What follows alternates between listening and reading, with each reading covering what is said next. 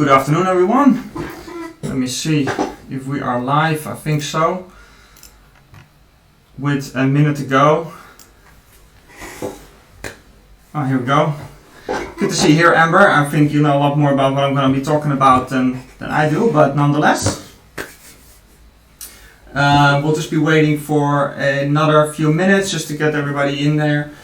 I'll be talking to you guys through this webcam, but I'd love to know who is here. So if you've joined the stream, please let us know you're here and drop us a little message in the chat.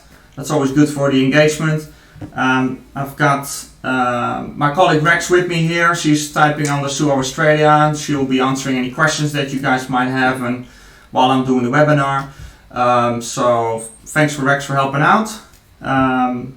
Luke, welcome here. We've got a 5 to 6 seconds delay, so just be mindful of that.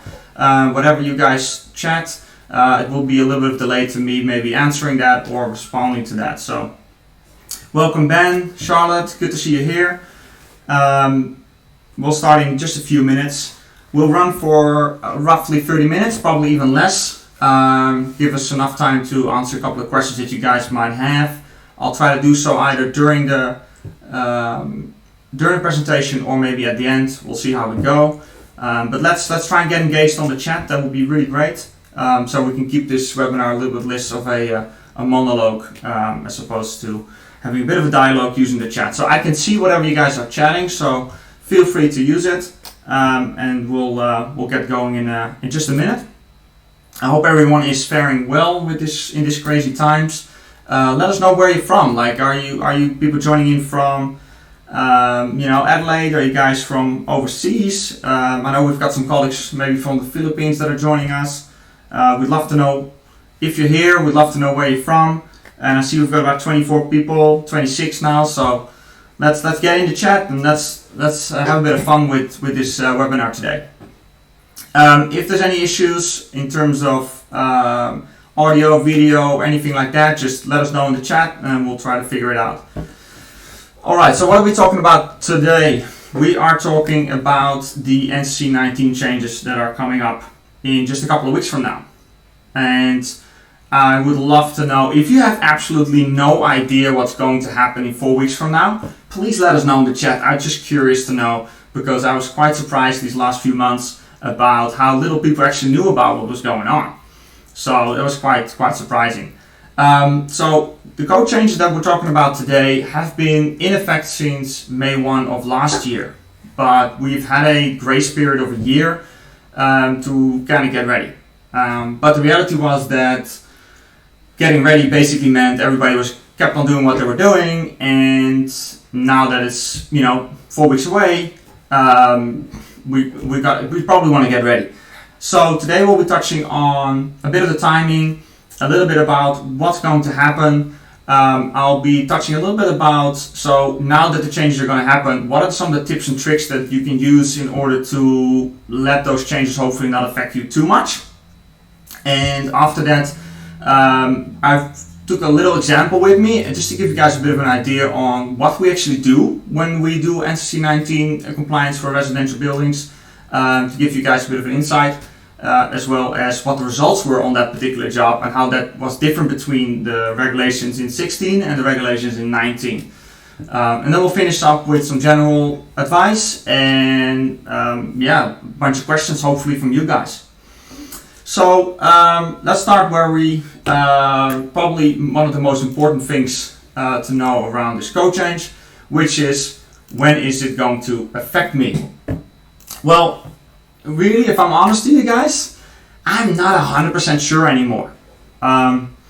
Basically, we've got the official regulation which says, okay, anything that is building permit application, so when you apply for your building permit, if that's on May 1 or after May 1, you're falling under the NCC19 regulation. That's the theory. However, how is COVID-19 meets NCC19 going to affect this? I don't know. It might very well be that the government all of a sudden goes, you know what, the grace period is going to be expanded. As of now, today, there's no reason for us to believe that that's happening. We haven't heard anything of it, but there has been a few rumors. But as it stands right now, May 1 is still the cutoff date. But when I say building permit application, That's not entirely true. Ultimately, the building surveyor has a lot of power into determining whether you go under the NC16 or the NCC19. So my first piece of advice in this webinar, and perhaps the biggest piece of advice, is if you're unsure or you want to be under the NC16 because you don't want to deal with the 19 code changes just yet, go talk to your building surveyor for any projects that you currently have going on and try to get in writing, by email. Listen, we've done the majority of the work already now, this side of May 1, using the old regulation. Are you guys happy for us to continue that way? And I think, considering the situation we're currently in, and based on some responses we've gotten already in some other projects, there's a good chance that the building surveyor will be lenient and say, okay, NC16 is fine. So that's just a tip straight away. Contact your building surveyor and see if you can get some agreement from them on some current projects you have running using the NCC16 code as opposed to the NCC19 code. Alternatively, maybe just get ready for the NC19 code. It's not a bad code. It's gonna definitely help to get better, comfortable houses. So it's definitely a good thing. But obviously, if you currently have projects in the books that have been running for a couple of months, you might end up with some surprises. So May 1, that's the real the cutoff date now. But you know what? It might change tomorrow. But let's keep it for that as we are. Now, before we get into a bit more detail, just running you guys through sort of the 3 different compliance methods that we currently have.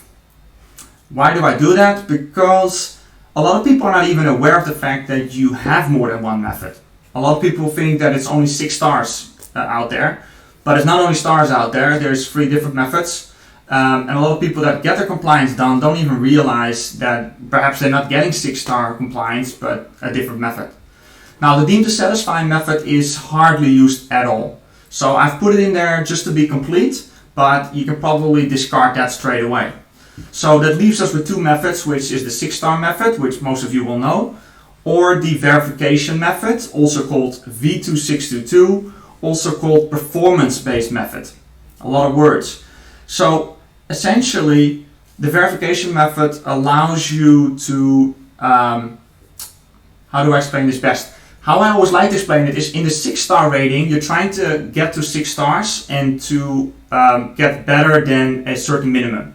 In the verification method, we are modeling a reference building to your design, and we are allowed to change that reference building around and basically making it perform as bad as possible, so that we just need to get your design to be better and perform better than that reference building. Now, as you can understand, if there's a lot of flexibility in changing that reference building around, then obviously that's gonna allow you to get your specifications, keep your specifications relatively simple. What does that mean? We've done over 60,000 ratings over the last 15 years. Of the residential ratings we did, 85% uses verification method. That's how popular it was. But it's essentially a loophole that allows you not to use a 6-star rating. So not probably the smartest thing to introduce by the government, but it has been introduced, and a lot of the industry, as I like to call it, has become quite addicted to that method, because it allowed them to get away with simple single glazing and provide low insulation values to get through compliance. So these are the 2 main methods, 6 stars and the verification method. Now, currently, I said the 6 stars are the one that is primarily used in Victoria and in New South Wales. A lot of the other states are using primarily verification method. Now, when we're talking about the current situation, we basically can get even as low as 2-star houses that would otherwise score 2 stars through compliance using that verification method. So what it essentially means is that anything that's designed that hits 2 stars, you can quite comfortably get it through compliance without too many upgrades or additional costs for your client. So that's why I put 3 stars in there as the current standard. Come this May 1, you gotta have 6 stars. Why? Because the verification method, and I was just talking about how you could change that reference building around to make it really interesting.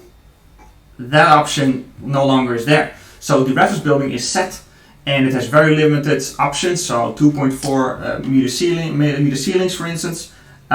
So the moment you've got a house, especially architecturals that are outside of those parameters, you basically are looking, you're trying to beat, you got your pineapple, you're trying to beat an apple, as opposed to, comparing apples to apples as much as possible. So as it stands, the verification method is still there, but it renders basically useless for a lot, if not all, projects. So what that actually means is that the 6-star rating moving forward is going to be the single method used in the industry. I think personally that that's a good thing. I think that means that everybody gets a level playing field. And I think that's good, because now you're seeing the market having, you're designing good homes and you want to build good homes, but if the competition is getting, simple 2-star houses through compliance without any problems, it's hard to compete against that. If everybody has to go 6 stars, it also means that everybody is playing with the same, same rules. And I think that especially for you guys out there that are doing, a slightly better quality design, better quality houses, I think it's a good thing, because it means that everybody else that's been slacking behind and using those loopholes basically no longer can do that. So I like to call this a very positive thing, and I hope you guys think so too. If you do or if you don't, let us know in the chat, so we can see a little bit what your thoughts are on that. So my question to you is, during my webinar, what do you think? Verification no longer there, the loophole being taken out, is that a good thing or a bad thing? While you think about that, let's go on to the next slide. What does it actually mean, 6 stars? So everybody knows the nice shiny star symbols, and it's very tangible, it's visual, but what does it actually mean? The star system is basically comprises of the heating load and the cooling load for a building is being simulated. So it basically tells you how much energy you need to pump into the house to keep it either, at the right temperature, so either heat or cooling, in order to get it to stay comfortable.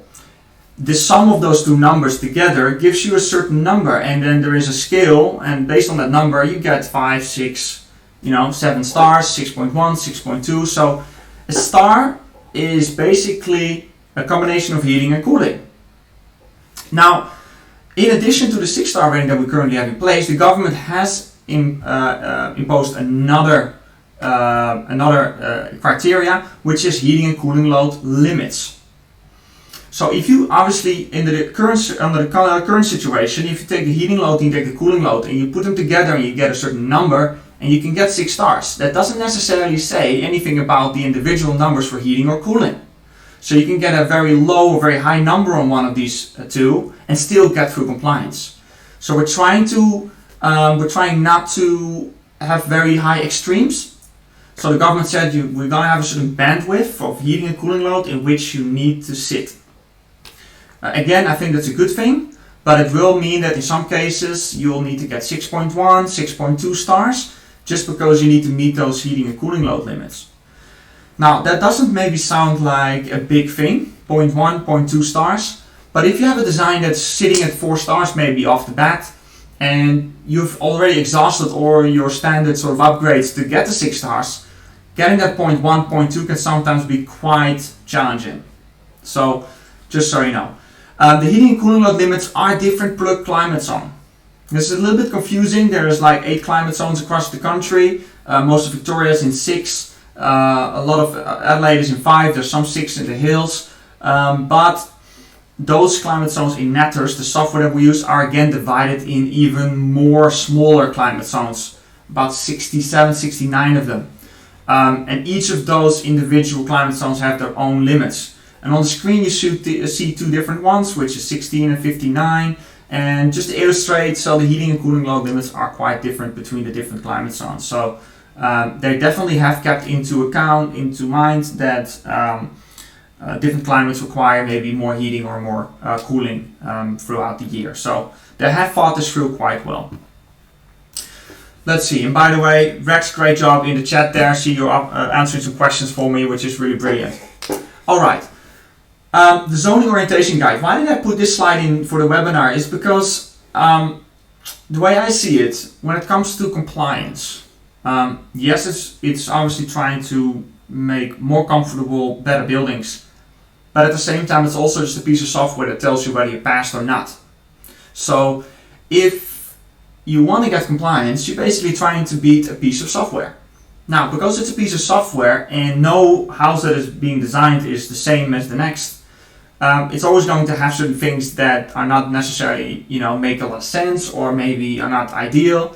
So if we understand what the software likes and doesn't like, we are able to get a better understanding of what's ahead for us, right? So here's a couple of 7 different things on the screen to look at. I personally always like to use the example of the floor area.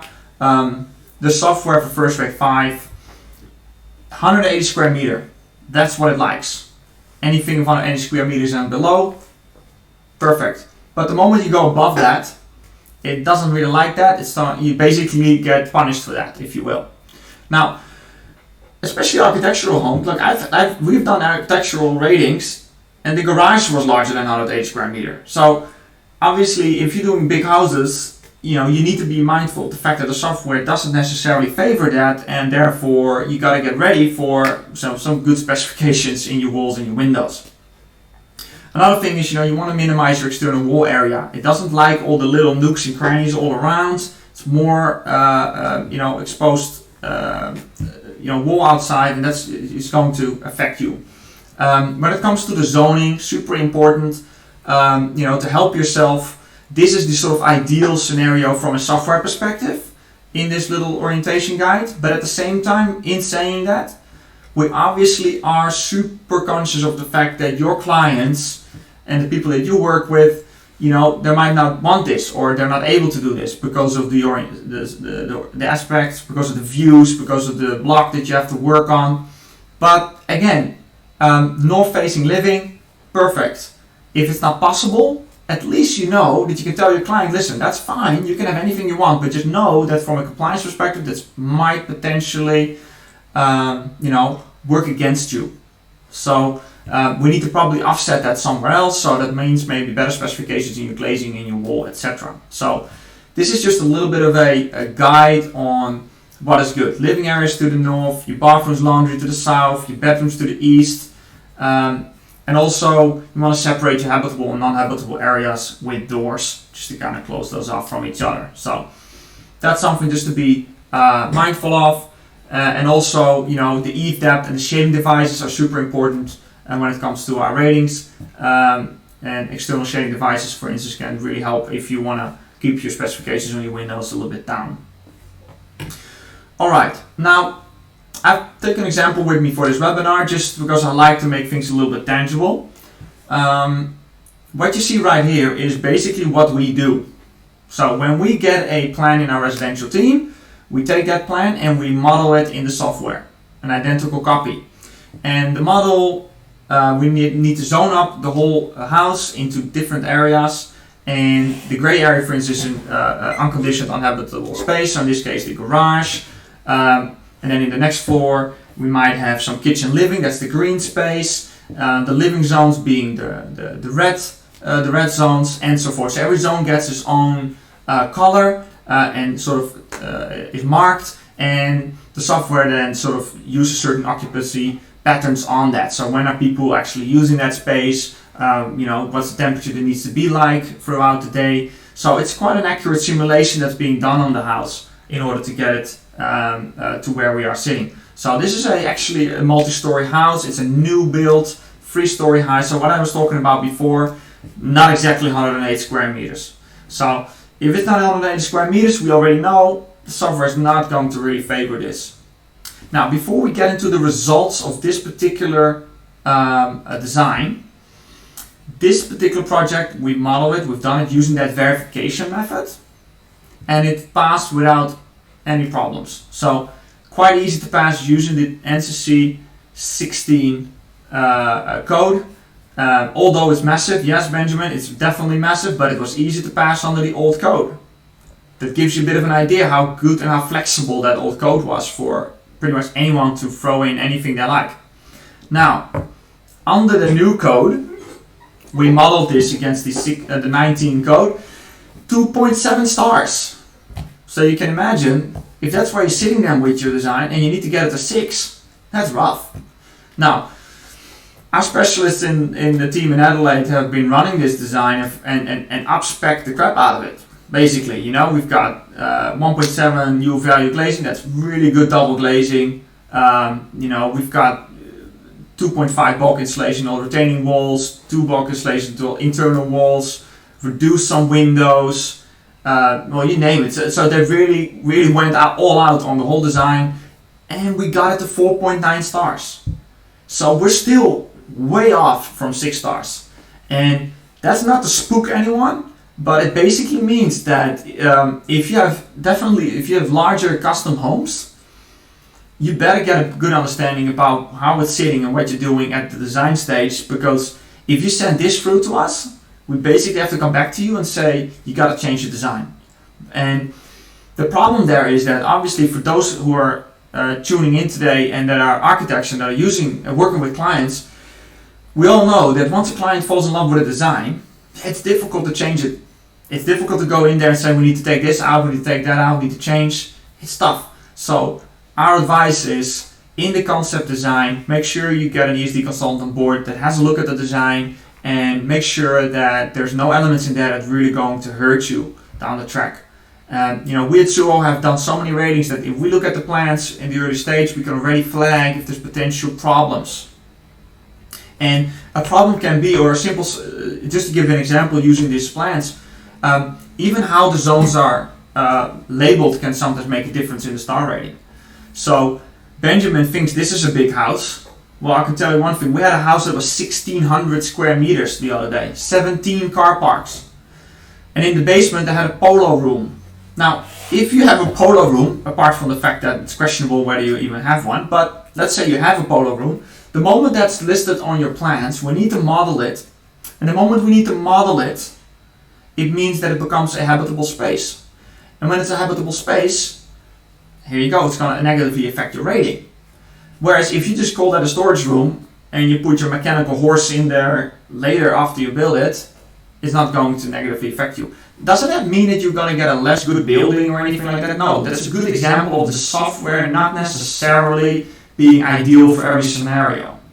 In fact, that 1,600 square meter home used really good glazing, really good insulation values. It's just the software did not favor the sheer size of it. So that's why I just made it very complex to orientate.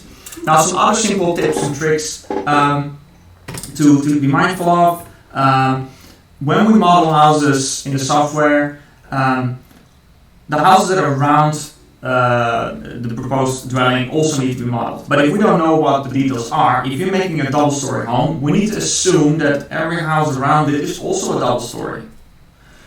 If we know that next door is a single story, we can actually model a single story. So that means that it's going to affect obviously how much they're going to block out any sunlight and stuff like that. So in some cases it can work positively, in some cases it's not positively, but I'm getting some chats here that the sound is not correct. Let's see. Let's see if we let me know if it improves. I've not changed anything, but maybe I'm just talking too fast and the audio can't keep up. I'm not sure. Okay. Well, the sound is not clear. I'm getting that. There's a 5-6 seconds delay. Well, luckily we're pretty much at the last slide, so no, I'm not unmuted. I've not unmuted myself. I've not touched anything. I promise. I'm not entirely sure what's going on. Well, look, let's see how we go. This is pretty much the end of this the webinar anyway. There's a few general design advices at the end here. Like I said before, there's a couple of tips and tricks to get through 6-star compliance. You know, getting a lot of details on the houses around it, and also how to do things around, you know, sort of the trees around it, or you know, what is the type of floor that you're using, all that kind of stuff. So just know that when you are modeling these kind of things, the moment you don't know what it actually is, we need to assume worst case scenario. And worst case scenario is what we don't like. So make sure that when you're contacting us or your other ESD consultant, that you give them as many details as you possibly can, so that they can help and advise you on what are the details, what works best for your particular project. So, in summary, to get through the NCC19 residential code changes, first of all, get your ESD consultant on board in concept design. We've set up a specific service which is called NCC Compliance Consultancy, which allows us in a few hours, 1-2 hours, we already can take a look at your plans and we can help you basically evaluate whether the plans are going to be okay to go through compliance or whether you need to change some things around in order to get it through. Obviously, keep those orientations in mind if you can. The glazing to floor area, super important, ideally 20-30%. Again, we understand the architectural homes probably going to be looking at more than 20-30%, and that's okay. You can have anything you want, but it just means you're going to have better specifications in your glazing, and high specification glazing is obviously going to cost more money. On that note, by the way, we do think that the pricing of glazing is going to go down as a result of the code changes, because the demand for better double glazing is obviously go up, and hopefully the demand for single glazing is going to go down, so the price of double glazing is going to go down as well. So let's hope that is going to play out the way we hope it is. That was pretty much about the NCC19 code. I just wanted to give you guys a little bit of a sneak preview. We have a software development team in-house, and as I said, we've done over 60,000 ratings, and we've used that data and created an artificial intelligence algorithm that can predict with very minimum specifications and information what the star rating is going to look like. And we've already managed to get this to a 0.3 star accuracy at this moment. This allows us in concept design to really quickly get a pretty good idea where you're sitting with your design. So that's really exciting stuff, and our software development manager, Marco, he's going to run a webinar on this demonstration probably next week, Friday. So keep an eye on our webinar schedule. If you want to know more about our program called Hubble, we've actually created a separate spin-off because of, that's how excited we are about it. It will predict the star rating, super easy to use also for you yourself, and also the client experience is going to be super going to be improved, because you're going to be able to show that to your client, where is this design sitting and how are we changing things around to improve it. So on that note, that's probably, I've got 3 minutes left. On that note, there's a lot of other webinars as well. Obviously, this particular schedule that you see on the screen right now is pretty much done already. I'm just running a NCC19 code changes webinar tomorrow morning, 10:30 Melbourne time, on the commercial changes, which are even more significant than the residential ones. And tomorrow we'll be posting on our LinkedIn and through our newsletter if you're subscribed, and on our website, the new program for next week, which is going to be 4 days because of the holidays on Friday. But we're going to be running at least 4 to 6 different webinars, different topics. One is residential, one is commercial. We've got a really interesting one on airtightness that I can definitely recommend. So I'd love to see you guys there as well. I think most of the questions have been answered while I was doing the webinar, thanks to Rex, so thank you so much. Is there any questions that haven't been answered that you would still like to ask or re-ask? Feel free to put it in the chat right now. I'll be able to see it and answer them hopefully for you. Marco, welcome. I've just pitched your webinar, so no pressure. I hope everybody found that useful. This was my first webinar ever. It's a little bit weird talking to a camera, but I tried my best. So I hope it was informative, and that you guys at least know a little bit about what's coming your way. Is anyone in the chat particularly concerned after hearing this about how this is going to affect their business, or is everybody thinking, okay, I think I'm pretty pretty well up to speed? Let me know, because I'm very curious to hear if anybody is, what their thoughts are after hearing this.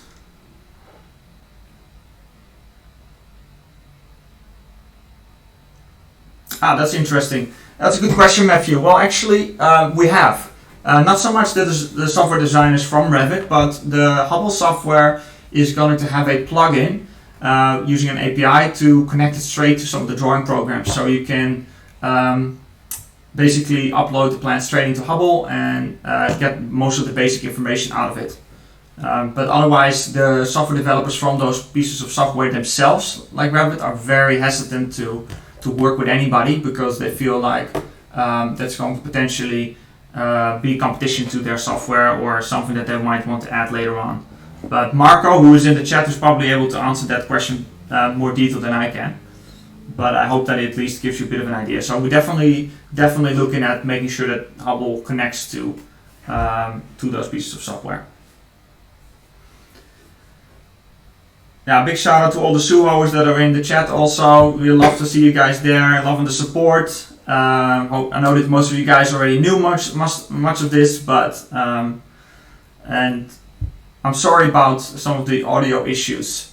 I do have another microphone that I will try tomorrow in my other webinar. I hope that that's going to be better.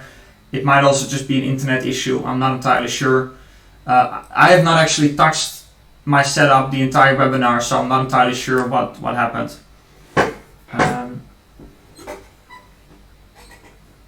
Also really excited, by the way, to see some of our colleagues from the Manila office. I really hope you guys are doing well. I know it's been a bit of a crazy time for you over there, much like it is for the rest of the world, but really cool to see you guys on these webinars as well. So thanks for being here.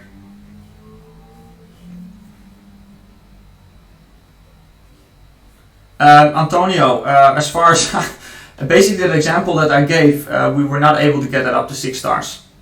Not anyway with any sort of useful specifications unless you want to go triple glazing. So basically that was an example. We didn't actually have to go back to the client to change it because that was a design that was done using the verification method.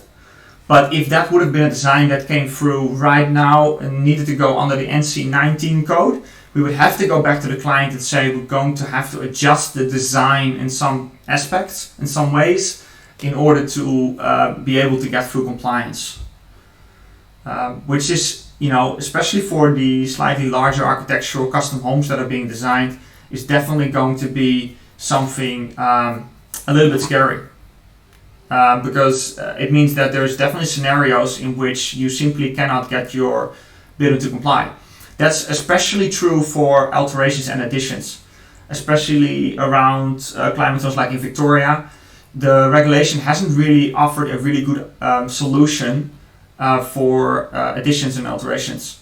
And they seem to be almost impossible to get through compliance if you don't have that verification method. And we have had multiple examples where the specifications just went through the roof using DTS or other methods. So, my advice, if you don't have a pretty simple square box, not too big, make sure that you contact us or another ESD consultant that you trust to get a bit of a glimpse on your design early on in the stage, in order to not have these surprises down the track when you get the building permit. So I hope that was helpful, Antonio. I don't know, by the sounds of it, you might be feeling that might be impacting your business, but also know that we are very comfortable that we can get any design through compliance if you send us through early on, and we can have a discussion, and maybe you're open to change a few things around. We are confident that we can get your design through compliance, but we're gonna have to look at it early on, because if it's too late, here we go. Oh, Antonio's passive house, but nonetheless, if everybody would be building passive, we wouldn't have this problem, but that's not exactly what's happening. Very good. Any more questions from anyone?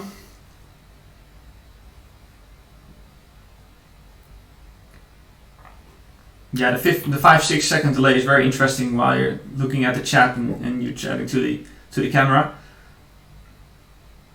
Well, I see it's staying relatively silent, so I think with that I'm probably going to end the stream in a couple of minutes. So again, thank you all for being here. Really excited to see over 40 people joining today. Hope it was useful. If you have any colleagues or people from the industry that you think they might need to hear this as well, do know that next week I'm going to be running another residential code change webinar, I think on Tuesday afternoon. So on Friday we'll list the information. You can go to our LinkedIn, subscribe to our YouTube, and you'll get all the information about when are the next ones coming.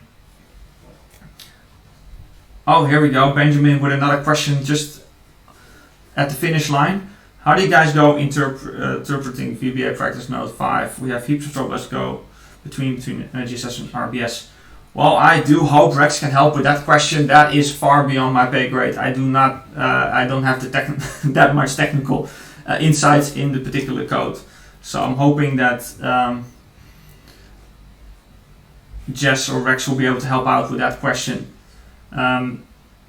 I do know that for the alteration additions we are looking into what is called an expert opinion, but it's all very unclear still at this moment. But here we go. Rex is there with the phone number. So Benjamin, give us a call and we'll sort you out. So thanks a lot, and thank you all again for being here. And like I said, for those who are also interested to know more about the commercial changes, tomorrow at 10 a.m. Adelaide time, 10:30 Melbourne, Sydney time, I'll be here again talking about the commercial changes, hopefully with perfect audio all the way through. So thanks again, have a good day, stay safe, and I hope everyone is faring well at home and with their business. So see you guys soon.